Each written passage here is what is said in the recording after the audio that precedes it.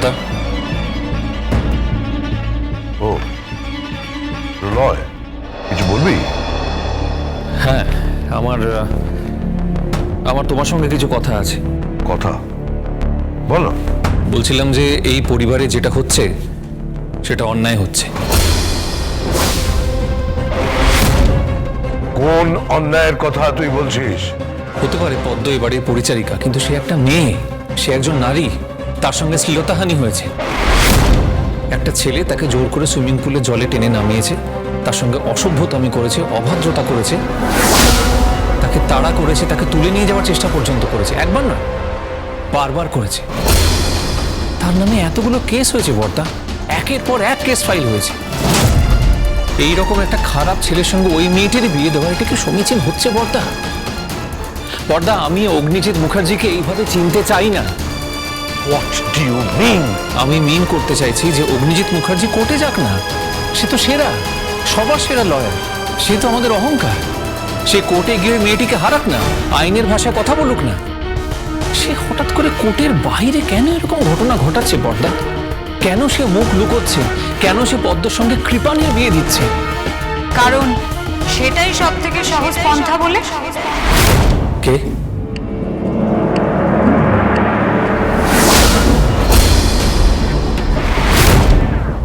গিনি?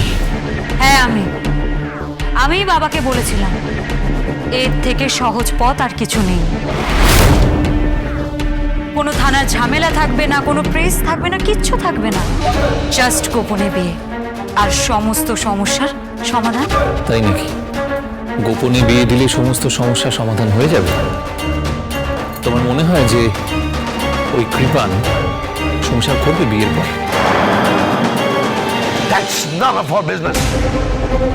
বিয়ের পর স্বামী তার স্ত্রীর সঙ্গে কি করবে সেটা নিয়ে মাথা ঘামিয়ে তো আমাদের কোনো লাভ নেই। অর্থাৎ তুমি এই কথা বলছো? হ্যাঁ বলছি। আমার সঙ্গে মেয়েটা বাজি ধরেছে। ও বলেছে যে আমি এই কেসটাতে হারবো। আমিও বাজি ধরেছি, আমিও বলেছি যদি আমি এই কেসটাতে হারি তাহলে আমি কোনোদিন কোর্টে ঢুকবো না, সওয়াল করবো না। ও বলেছে ও যদি এই কেসটাতে হারে ও জীবনে কোনোদিন কোর্টে ঢুকবে না। এই কেসটা যদি এখানে শেষ হয়ে যায় তাহলে আমি কোর্টে আর কোনো দিন আসবো না। আর যদি কৃপানদার সাজা হয় তাহলে আপনি কি করবেন? তাহলে আমিও এই কোর্টে দাঁড়িয়ে আর কখনো সওয়াল করব না। বাজি? বাজি। ওই অ্যাডভোকেট গাঙ্গুলির কোর্ট চত্বরে ঢোকা বন্ধ করব আমি। অনেক চালাক চালাক কথা বলেছে, অপমান করেছে আমাকে সবাই সামনে, এই অগ্নিজিৎ মুখার্জিকে, বুঝতে পেরেছিস? আর তুই বাড়িতে ফ্রি অ্যাডভাইস দিস না, ভালো লাগছে না। হ্যাঁ ছোটকা, থাক এসব, অনেক হয়েছে। একটু স্ত্রী বুদ্ধিতে চলুন, দেখবেন সব সমস্যার সমাধান হয়ে গেছে। তোমার বুদ্ধি? যেভাবে বাড়ির ছেলেটাকে ফাঁসিয়ে বিয়ে করে বাড়িতে ঢুকেছো, আর তারপরেই বাড়িতে যা যা ঘটেছে তার সাক্ষী তো আমরা রয়েছি। ছোটকা, বাড়ির বউকে একটু সম্মান দিয়ে কথা বলুন। বাড়ির বউয়ের সম্মান থাকতে পারে, আর বাড়ির পরিচারিকার সম্মান থাকতে পারে না? এই তুই বারবার কেন এক কথা বলে যাচ্ছিস? না, এ কে আছিস? হিরেন, এসব জানবে জানবে। কি হয়েছে বাবা? পদ্মকে ডাক। কেন? পদ্মকে ডাক না, পদ্মকে নিয়ে আয় এখানে। যা, এই মুহূর্তে তোর সমস্ত কনফিউশন আমি দূর করে দিচ্ছি। ছোটকা, আপনি কিন্তু ব্যাপারটা আননেসেসারি কমপ্লিকেটেড করছেন, শুধু শুধু অশান্তি বাড়াচ্ছেন। বাবা, পদ্মকে নিয়ে এসেছি। এই এই পদ্ম, তুই কি এই বিয়েতে মত দিয়েছিস? হ্যাঁ কি না?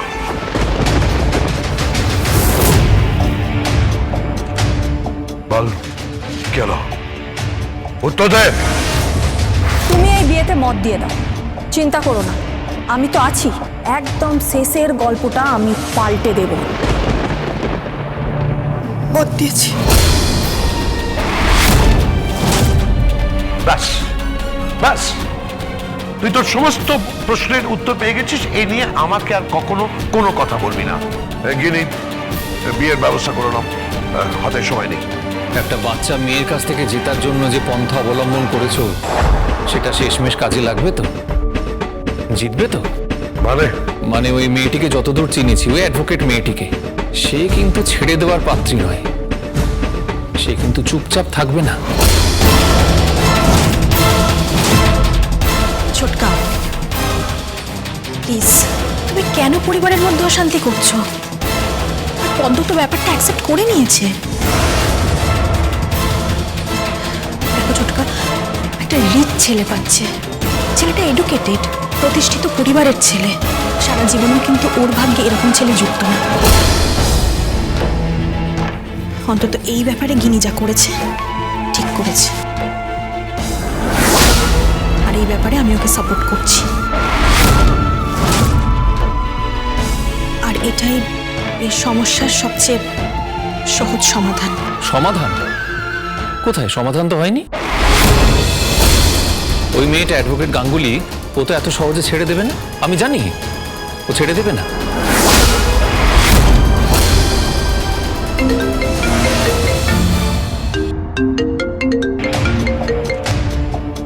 হ্যালো, নমস্কার অ্যাডভোকেট মুখার্জি, আমি অ্যাডভোকেট গাঙ্গুলি বলছি।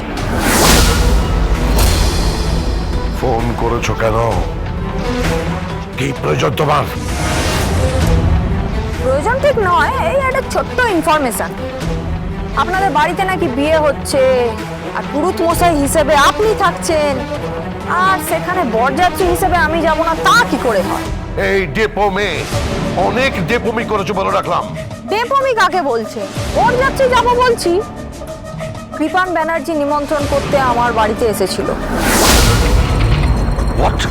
হ্যাঁ, কৃপান ব্যানার্জি সদল বলে আমাদের বাড়িতে এসেছিল। সুবিধা করতে পারিনি, 2-4টে চট থাবড়া খেয়ে বাড়ি থেকে বেরিয়ে গেছে। সাধারণত এই ধরনের ছেলেরা এরকম ভুলই করে। আমি একটা কেস নাম্বার অ্যাড করে দিয়েছি, ডায়েরিও করে দিয়েছি। আবার কৃপান গেছে?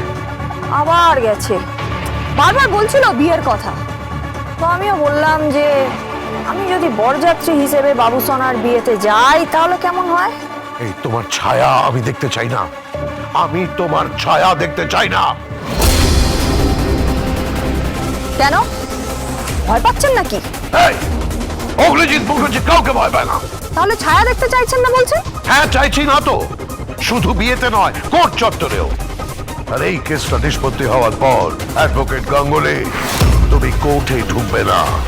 কোর্টে তো আমি ঢুকবই।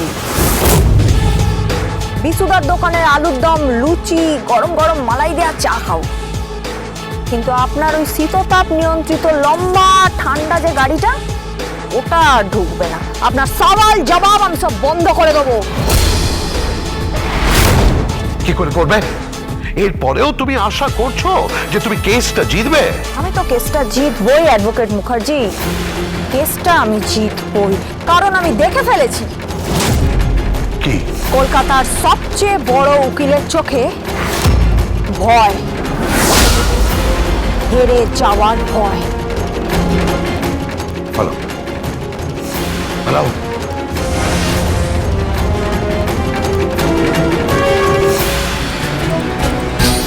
বাবা, কে ফোন করেছিল?